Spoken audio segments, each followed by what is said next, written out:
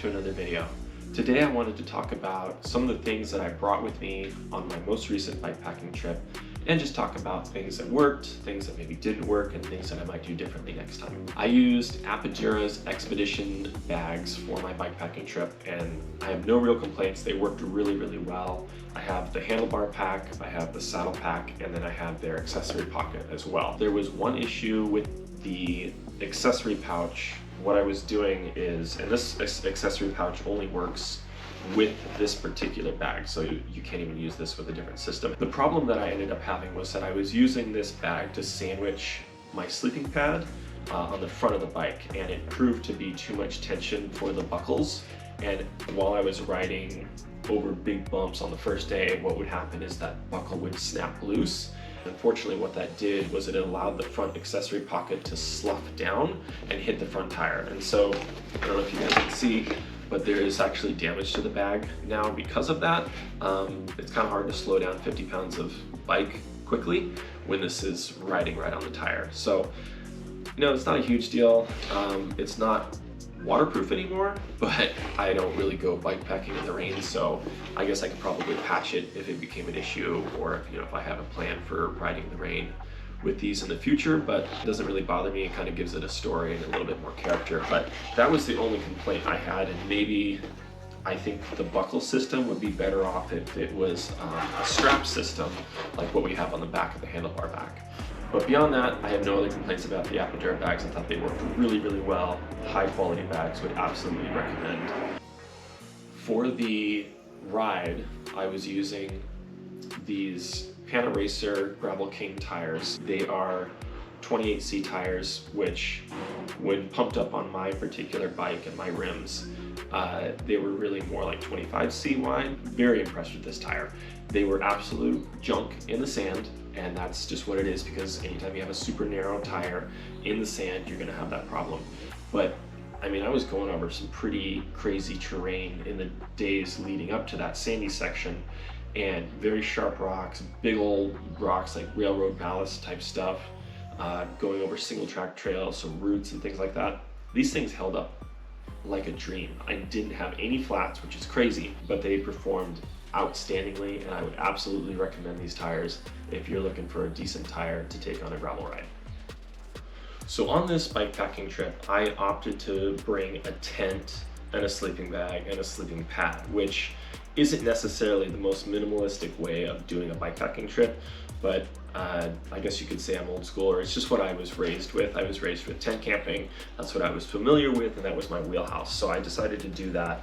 I managed to find a fairly cheap tent on Amazon that wasn't too heavy, and so I was able to pack that underneath my saddle pack, and it worked out really well. And then I had my sleeping pad that worked on the front of the bike initially, until I had that issue with the Apogera bag failing. So I ended up being able to move this to the back of the bike using some belay straps, and that worked out fine that way. And then of course I had my tent stakes, which I attached to the bike frame directly. So my other option would have been to have like a bivy sack, but I'm not very comfortable sleeping out underneath the stars. I have done it once when I was like a teenager. It was a fine experience, but I don't like necessarily sleeping with the creepy crawly things. If you know me personally, you know I'm a bit of an arachnophobe, and I'm glad I was in a tent. Let's just say that. For the first night, there was a bunch of ants crawling all over the place, and I did see lots of spiders. So I was really glad to be inside a tent, away from the things that were crawling on the ground. I don't know that I would have done very well in a bivy sack with those things around. There was one thing that didn't work out as well.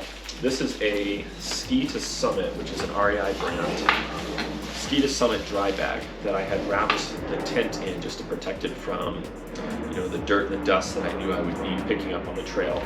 And like probably day 2 or something like that, there's a hole that got poked in here. So this is not a really expensive dry sack. I think it was like $30 or something like that. Ski to Summit, I'm not super familiar with the brand, but it's obviously not super thick or high quality, so you get what you pay for. It's no longer good as a dry sack, but I might try to patch this and use it, but it did its overall job well, and it protected the tent from getting too dirty throughout the trip. In addition to having the tent system with the sleeping pad, I also had a big sleeping bag to keep me warm at night. This is the Nemo Cayenne, which I got on sale from REI as well. It's rated, I think, down to like 32, and I would say it just barely does that. I was a little bit chilly on the first night because I think the lows were like in the low 40s, maybe the high 30s.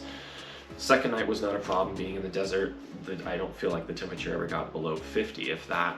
And so overall it worked great. I love the sleeping bag. It's definitely a 3-season sleeping bag, but it took up a lot of space. And the way that I opted to do this was to put it in my Apidura saddle pack. But that ended up taking up 2/3 of the space, which really limited me on other things that I could put in there. So there's probably a better system for packing this around on a bike, but you know, and this is where having a bivy sack, you know, comes into play, and then you don't have all the extra stuff with the tent poles and the sleeping pad. So I maybe chose to go a more challenging route, but a more comfortable route, because I knew that getting a good night's sleep was going to be really important to my performance the next day, the following days in the bikepacking trip. Would I do it again? Yes.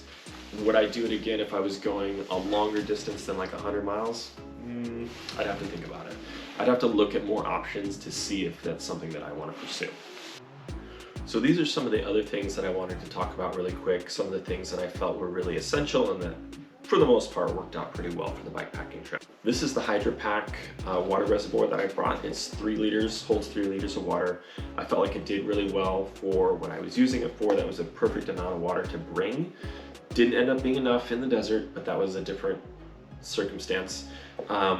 And what I did is I paired it with this Katadyn water filter, and so that just screws in right here, so you can put non-potable water inside the reservoir, and then as you squeeze it out, it gives you purified water. So that system worked out really well. The one thing that was a little bit disappointing about it was accessibility. I had it in my front handlebar bag, which was, you know, understandably had to be repacked every time I needed to get to the extra water. I think if I would have had a frame bag, it would have been a little bit easier to access the water, or even putting 2 water bottles on the front fork of my bike would have made a better accessibility feature for the water. I had a headlamp for light and this solar charged lantern, which worked out really good. You just inflate this, you just blow it up and it inflates to about that big. This was perfect for using around the tent and the campsite, and then of course having the headlamp was really helpful as well. I wasn't ever in a position to make a fire or to use fire as a light source or a heat source, just due to limitations. Like the second night, you had to have your fire in a metal container, and there were fire pits at the campsite that I was at, but there was no firewood, and I would have had to bring in firewood, and that obviously is not going to happen on a bike. And the first night fires weren't allowed at all. So these worked out really well. I would absolutely use this system again. Of course, had to have the flask for the Lagavulin just to relax in the evenings. That was a great addition, last minute. Happy I brought that. This is the stove that I ended up taking with me. I bought this pretty cheap at Bass Pro Shop. It worked really well for what I was doing. All I was doing was boiling water for my dehydrated meals in the evening, and then boiling some water for my coffee in the morning. It was more than adequate for that need. It's a little bit heavier because it's one of the entry-level stoves, and these little supports here don't fold up. You could absolutely get a stove that's lighter and more compact than this one, but for my needs, this worked just fine. I ended up bringing 50 feet of rope with me that I didn't need that much rope, not nearly. This is the rope that I actually used versus the rope that I actually carried. So I used like maybe 15 feet for a clothesline on both days, but I definitely did not need to bring as much rope as I had. This was my little personal bag, things that I did for hygiene. So this worked out great. I just had cut a toothbrush that I had at home in half, just so that I would have a little bit to hold on to there. It works great. I got this little deodorant from Target. It was more than enough to handle the 3 days. I was a little bit worried that I might throw a reaction to it because I'd never worn this brand before. Didn't end up being a problem, and no one was around to tell me if I stunk or not, so I assumed that it worked. The bug spray I actually didn't use this at all. There was no mosquitoes to speak of. There was a couple flies, but nothing that was like really obnoxious. So I probably could have done some more research on the bug season and saved myself an ounce of weight right there. The hand sanitizer I also didn't use. This was a last minute add to the outside of the bag with the whole COVID thing going on. I just thought, well, if I use a bathroom or something like that, or if I go into a store, I might want to just sanitize my hands afterward. But it turns out that the store that I tried to go to was closed, so I didn't need to do that. But actually what I might do next time is, in lieu of hand sanitizer, I might actually just pack a little bit of soap so that I can add some soap to my laundry. Every evening I was able to rinse out my kit just to get all the sweat and the grime and the crud out of there, and they were able to dry overnight, but I wasn't able to put any soap in there, and that's probably what I should have brought instead of hand sanitizer. The one thing that I absolutely should have brought more of is suntan lotion. This is 1 ounce, and so on the first day, I had brought a big bottle with me from home that I used, you know, when I was in the car, and got that all squared away. And then I think I may have put on a little bit more later on in the day. And then the day 2, I ended up using quite a bit of this. And by day 3, I barely had enough to really kind of cover the essential parts. And when I was out there in the middle of the Badlands, I ended up getting some decent sunburn on my head, you know, because the sun was shining through my helmet. I got burned. I got a pretty decent burn on my arm because I think the sun was just hitting there. Maybe my glasses were reflecting it down there. It was kind of a strange spot, but I definitely got burned and I needed more sunscreen. And so definitely knowing that now, going back into the desert, I will absolutely bring more sunscreen. Last but not least, this was the ultimate luxury item that I decided to bring with me.